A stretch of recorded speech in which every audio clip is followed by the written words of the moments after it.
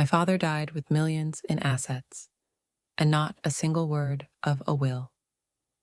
That's how this story begins. Not with a funeral, not with tears, but with silence and suspicion. He was the kind of man who balanced checkbooks like a religion, wore a wristwatch even to bed, and treated financial planning like scripture. So when he passed away, suddenly a heart attack in his sleep. It didn't make sense. No will, no instructions, just gone. We stood there at the wake, me and my two brothers, suits, stiff collars, hands in pockets. No one cried, not even a sniffle. We were just three strangers pretending to grieve the same man. Patrick, the oldest, was already eyeing the watch on Dad's wrist, like it was his birthright.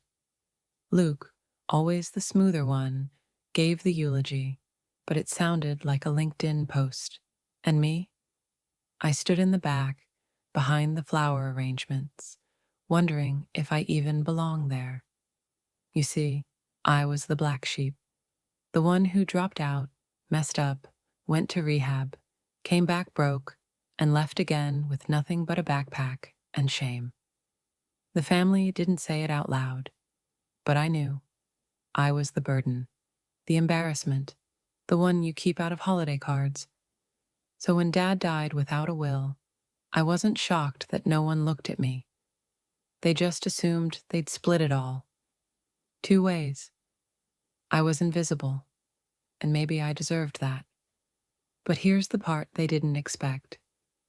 My mother, she'd been gone for 7 years, but somehow she still had one more thing to say.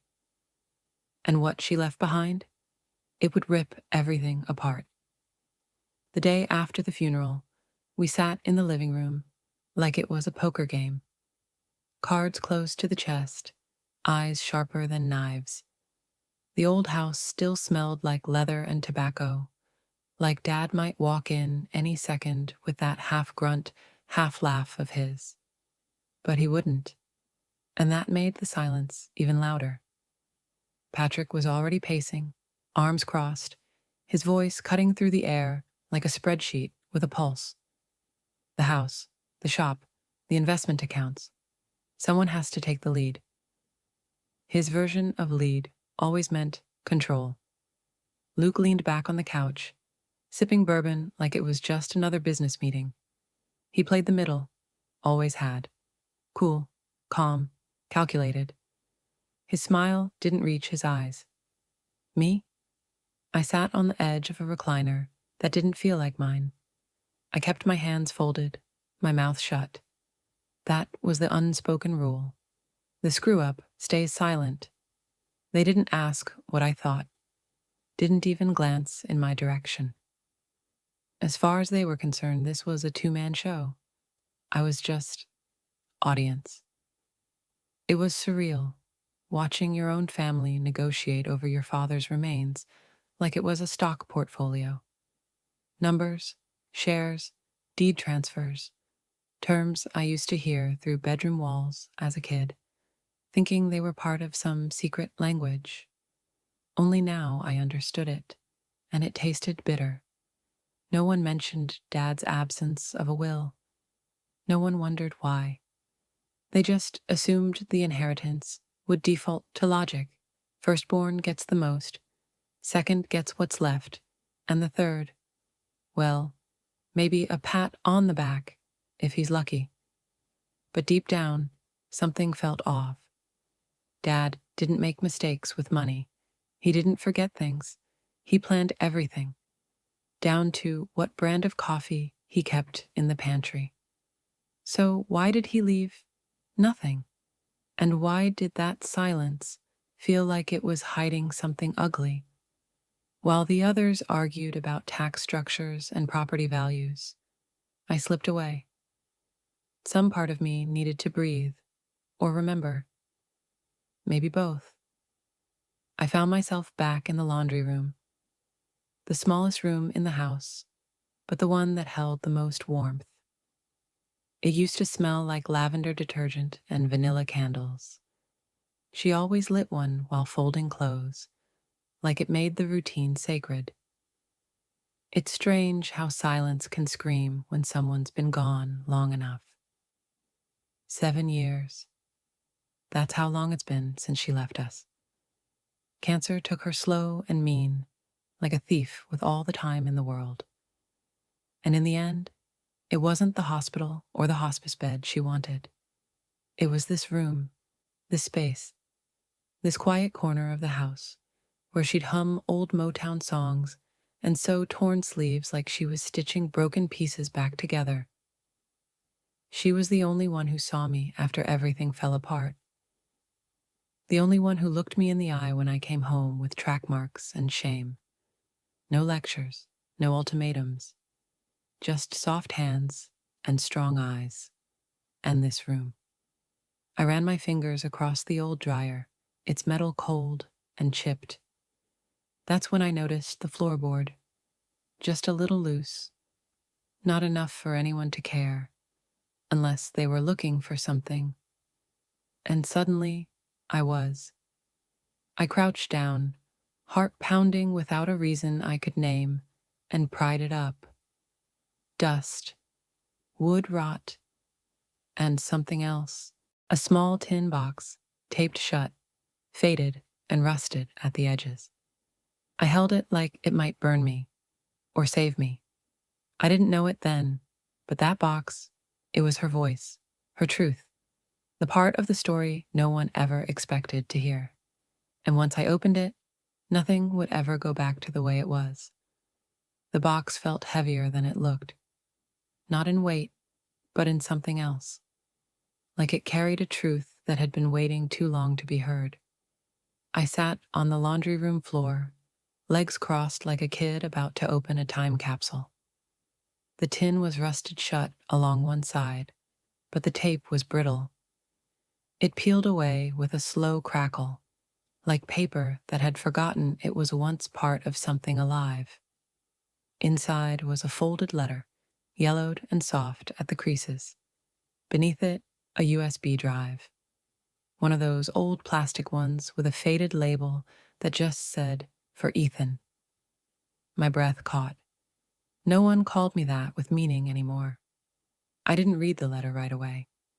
I stared at it first, like it might dissolve if I touched it too hard. My hands were shaking, and my chest was loud. It's strange how grief can echo, years after the loss. But this wasn't just grief.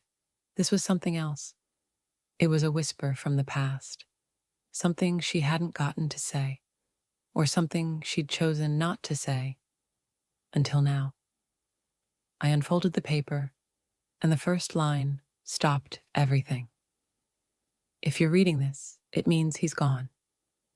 There was no greeting, no dear, no soft landing, just raw, intentional truth. Like she'd known exactly who would find this, and exactly what it would cost. She wrote about regret, about silence, about living in a house full of noise but feeling like a ghost. She wrote about love, the kind that gets buried under duty, and rot, and fear. And then she wrote about me, about how she watched me fall apart, and still believed I could be whole again. About the conversations behind closed doors, about the will that was never written, about the power of money, and the things it destroys when left unchecked. And in one single paragraph, she changed everything. But that came later. Right then, all I could do was sit there, letter in my lap, hand gripping that tiny flash drive, and wonder just how deep this rabbit hole went. I didn't read it once. I read it 3 times. Each word felt like a stitch tearing open and sewing shut at the same time. It wasn't just a letter. It was her voice, clear, sharp, and heartbreakingly alive. And somehow, it felt more honest than anything she'd ever said aloud. She wrote about the early days with him, how love turned into roles, roles into expectations, and expectations into silence. How she used to stand in that very laundry room and fold regrets like pillowcases. She wrote about his pride, about how it towered over the dinner table like a third parent, how the legacy meant more to him than the lives it was built on, how, once I started slipping, he decided I was no longer part of that legacy. And then, her confession. He wanted me to disown you, to sign away your share, to pretend like you never existed in our books. My stomach twisted, but it wasn't the part that hurt the most. That came next. I said yes. She said yes, because she was scared, because she was tired, because she didn't know how to fight anymore. She wrote that she watched me walk out of the house that last time and hated herself for letting it happen. But she didn't stop there. She detailed how, quietly, secretly, she opened a trust account in my name. She transferred the deed to the house into a fallback clause. She found a lawyer who agreed to keep it off the grid until I was ready. Not if, when. If you ever come back, if you ever forgive me enough to open this, it's yours. Not because you deserve it in his eyes, but because you survived what they never saw. By the time I reached the last sentence, I was shaking. I wasn't just the disappointment. I wasn't the black sheep. I was her redemption plan. She knew no one would fight for me, so she fought in secret. And now she'd handed me a matchbox in a house soaked with gasoline. I waited until the house was quiet, the kind of quiet that only comes when greed's gone to sleep and guilt hasn't woken up yet. I plugged the USB into my old laptop, the one I'd left behind years ago, covered in dust and shame. The screen blinked. A single audio file, no title, just a timestamp from 7 years ago. I hit play, and then I heard her voice, not the soft, humming voice from the laundry room. Number this one was tired, steady, resigned. I understand the risks, she said. Then a man's voice. Professional, polished, clinical. Probably the lawyer. He walked her through clauses, contingencies, power of attorney. It was a verbal contract, a hidden blueprint. She detailed the trust fund, the fallback deed, the transfer documents she signed behind closed doors. Not to take revenge, not even to make things fair, but to leave one thing untouched by his control. Me. He thinks legacy is something you earn by being perfect, she said, but legacy should start with repair. There was a pause. Then the lawyer asked, "Do you wish to include your husband in the final will?" She answered without hesitation. Number he has his empire. Let me give my son a chance at survival. That broke me. All these years, I thought she left me behind. But she was building a shelter I never knew existed. This wasn't just sentimental. It was legal, signed, dated, witnessed. It had teeth, which meant, if I wanted to, I could walk into any courtroom and tear their plans apart. The house, the business, the trust accounts. All mine, by her design. But it wasn't the money that made my hands tremble. It was the sound of her voice saying my name. If you're listening, I hope you found this before they did. And I hope you still have a little bit of love left in you, Ethan. Because what comes next won't be easy. She knew. She knew what kind of storm this letter would unleash. And she still lit the fuse. The kitchen clock ticked like a countdown. Dinner had ended in silence. No arguments, no toast, just the scrape of forks and the clink of ice in expensive glasses. The kind of meal where everyone pretends to be full. On lies. They were in the living room, going over spreadsheets like sharks in tailored suits. That same conversation again. How to liquidate assets responsibly. how to minimize probate delays. Fancy ways to say, let's take what's ours and leave him out of it. I stood there, just behind the doorway, holding the letter in one hand, the USB in the other. And for the first time in years, I stepped forward. I found something, I said. They looked up. 2 pairs of eyes. Surprised, annoyed, dismissive. Patrick leaned back in Dad's chair, like he already owned it. You found something? What, a dusty beer can from your glory days? I didn't flinch, just placed the letter on the coffee table and dropped the USB beside it. You might want to hear what Mom had to say before you finish dividing the empire. Luke was the first to pick it up. He unfolded the paper slowly, eyes scanning, jaw tightening. Patrick didn't bother reading. He scoffed. Let me guess. A sob story? She left you a box of memories, and now you think that entitles you to the house? I met his gaze. She left me the house. The room shifted. You could feel the air thicken, like something invisible just cracked open. Luke spoke, finally. Where did you get this? From her. 7 years ago. She just waited for the right moment, or maybe the wrong one. Patrick stood. This doesn't mean anything. We have Dad's accounts, his lawyer, everything in our name. I smiled, not because I was winning, but because I wasn't afraid anymore. I have her voice, and the documents she signed. She left you her silence. She gave me her truth. Neither of them said a word, but their eyes said it all. They'd built a plan on the assumption that I'd stay broken. And now they were realizing I wasn't broken anymore. They didn't scream. They didn't lunge across the room or throw things like in the movies. Number greed doesn't panic. It calculates. You could see it in their eyes. That flicker of doubt, followed by something colder. A twitch of denial. A quick mental scan. What did she know? What did she sign? Can it be undone? Patrick snatched the USB off the table like it was a ticking bomb. We'll see what a judge says. This kind of thing won't hold up in court. Handwritten letters? Hidden files?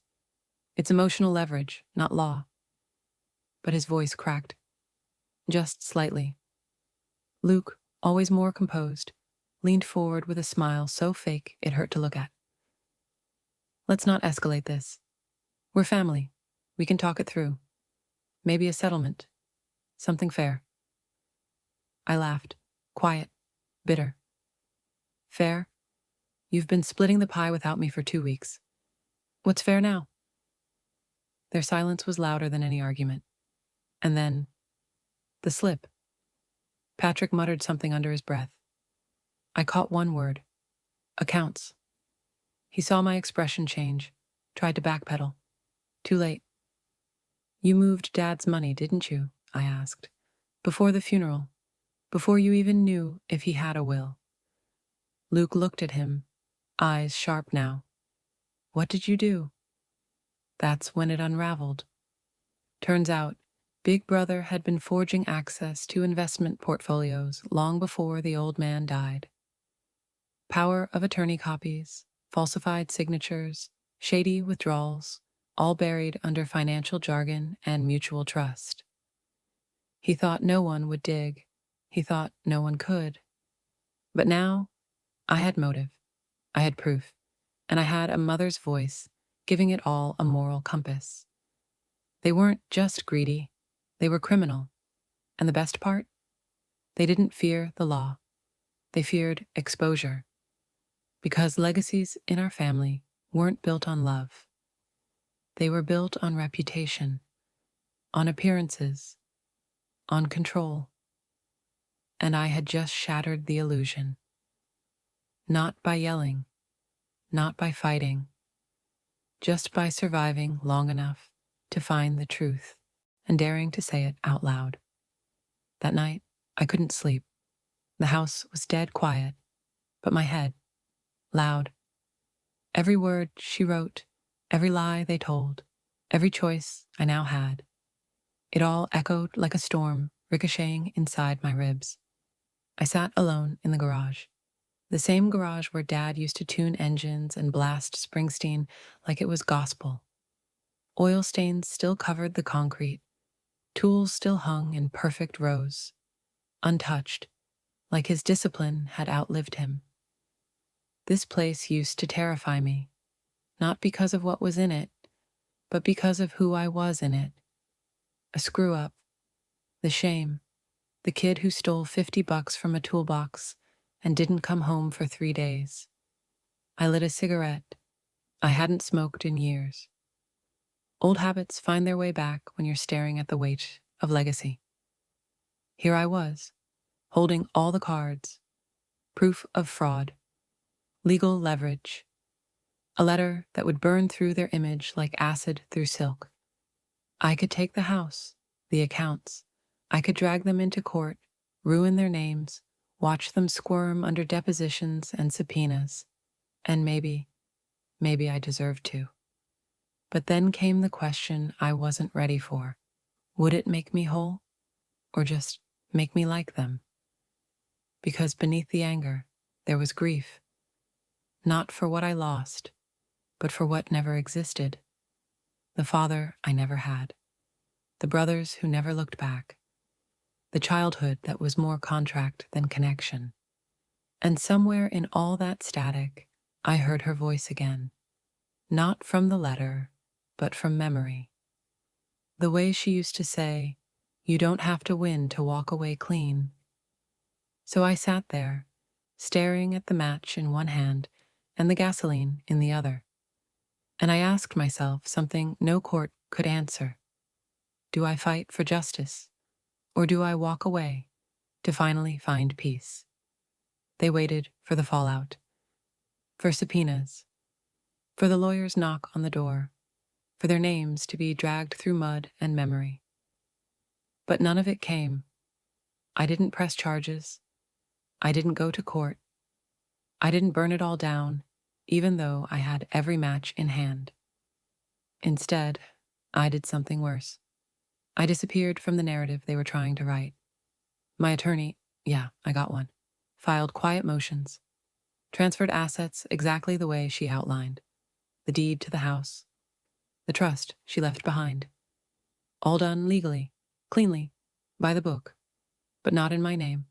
Everything went into a shell company, one I set up out of state, faceless, untouchable. On paper, I didn't exist anymore, just a name behind the curtain, silent, invisible, and in full control. The house? I kept it, but not as a home. I turned it into something else. Not a memorial, not revenge, a reset, a space for kids like me, ones with records, with nowhere to go, with families that don't ask them to come back. We converted the garage into a workshop, built a rec room out of the basement, gutted the cold history, and rebuilt it into something useful. They found out months later. Luke first, then Patrick. The look on their faces when they realized I hadn't taken everything. Just enough to remind them they couldn't erase me. That was enough. Because the truth is, I didn't want what they were fighting over. The money, the titles, the illusion of legacy. I wanted something they couldn't understand. Freedom from their expectations, from the family name, from the ache of proving myself to people who never saw me clearly to begin with. So no, I didn't fight. I rewrote the rules. And while they watched from the sidelines, still chasing power, I walked away with peace. Some people leave behind wills. She left me a letter, and now I write them too. Only mine aren't about inheritance. They're about memory, about mistakes, about survival. I started writing them late at night, sitting on the porch with an old notebook and a cup of gas station coffee that always goes cold before I finish the first page. The ink runs sometimes, Not from rain, but from hands that still shake on certain words. Each letter is to someone I haven't met yet, a kid who'll show up one day with eyes too tired for their age, a girl who's been told she talks too loud, dreams too big, a boy fresh out of juvie with no one left to call. I don't know their names yet, but I know their silence. I know the way guilt wraps around your ribs like barbed wire.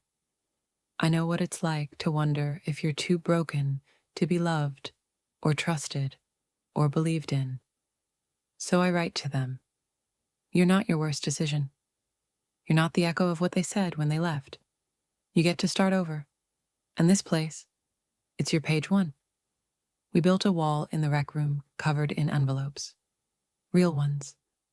Different colors, sizes, some sealed, some blank. And anyone who walks through the door can write one too.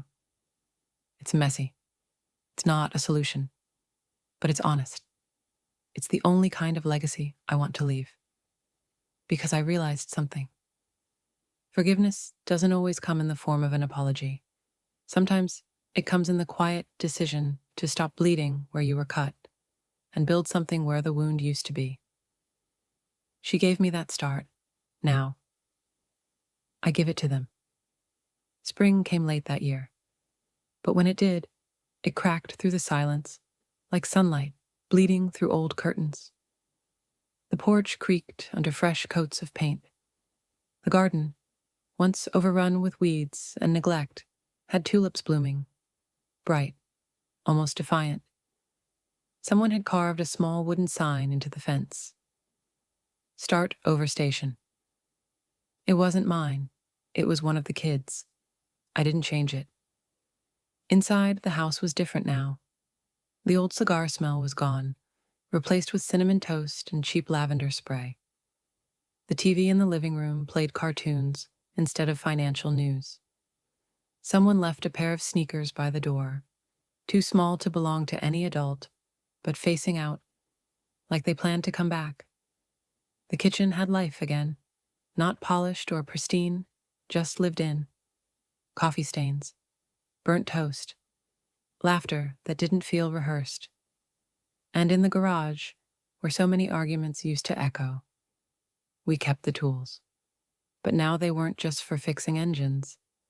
They built birdhouses, skateboard ramps. One girl, 16 and quiet, rebuilt a vintage bike from scrap, said it was for when she finally felt free. I watched her ride it down the driveway last week. Wind in her face, no helmet, just joy. I didn't stop her, because that's what this place had become. Not a shrine, not a battleground.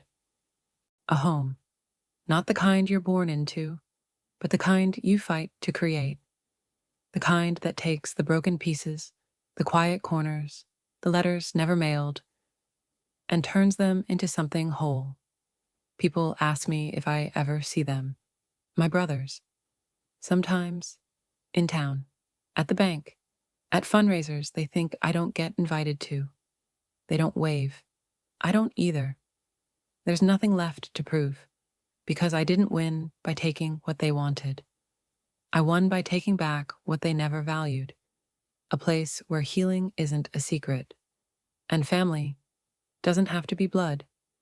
So now I have to ask you something, not as a storyteller, not as a narrator, but as someone who's sat in silence while people you love tried to pretend you didn't exist. What would you do if your family tried to erase you? Would you fight, burn every bridge, and drag the truth into the light, no matter who it scorched? Would you forgive, walk away, let them win, and tell yourself that peace matters more than justice? Or would you do what I did, stay quiet just long enough to rewrite the ending? See, most people think betrayal comes loud. Doors slamming, voices raised, final words shouted down a hallway. But sometimes it comes quiet, in ignored calls, in dinners you're not invited to, in documents rewritten behind closed doors. Sometimes betrayal sounds like silence. And if you've ever heard that silence, if you've sat across the table from people who smile through their teeth while carving your name out of the family story, then you know what it feels like to want revenge and settle for dignity instead. That's what this story really is. Not about money, not even about justice. It's about the power of saying, you don't get to define me anymore.